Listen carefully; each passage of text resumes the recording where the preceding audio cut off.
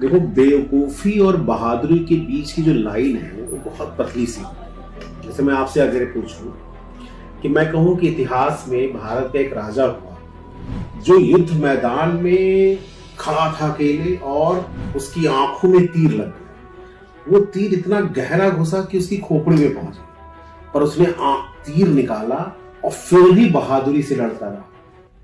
तो क्या पर्सपेक्टिव आता है? आप यही कहेंगे ना, बड़ा बहादुर था। अब इसी का दूसरा पहलू मैं बता रहा हूं।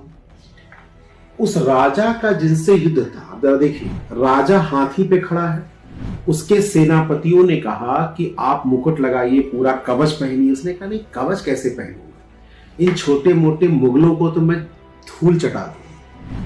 कॉन्फिडेंस से क्या हुआ, एक हाथी पे खड़ा हो गया, हाथी पे बिना कवच के खड़ा हो गया, और जो मुगल थे वो घोड़ों पे सवार थे। तो जाहिर बात है कि कोई आदमी हाथी पे ऊंचे खड़ा होगा तो निशाना बनाना बहुत ही क्या होगा, आसान। मुगलों ने तीर मारा, आंख में चला गया एक तीर।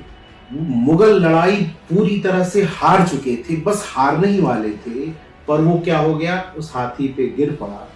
और उसके बाद से कहानी का दूसरा हिस्सा ये है कि बाकी सेना मैदान छोड़ के भागी। वो जो योद्धा था उसका नाम था हेमचंद्र विक्रमादित्य, और उसे हराने वाला जो व्यक्ति था वो था अकबर, पानीपत का दूसरा युद्ध। अब आप सोचिए, ये जो बहादुरी थी, वो लड़ाका था एक अलग मैटर है, पर अगर उसने रणनीति बनाई होती, रणनीति क्या बनाई होती कि अगर घोड़े हैं तो हमें हाथी पे लड़ना है तो कैसे लड़ना है, फिर हाथी पे अगर उसके सेनापतियों ने कहा भाई कवच कुंडल सब धारण करके लड़ना है, ये उसे समझना चाहिए था, और उसके बाद वो लड़ता तो शायद आज इतिहास की दशा और दिशा अलग है।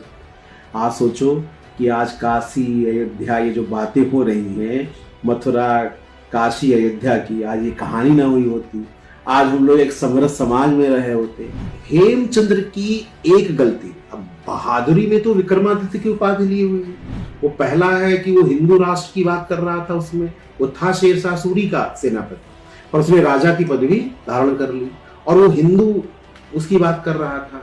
तो सोचो 500 साल पहले जाके एक छोटी गलती आज भारत के इतिहास की दिशा को बदल गया। आज का शासक एक छोटी गलती करेगा, उसका परिणाम आगे 500 साल के लोगों के इतिहास में भुगतना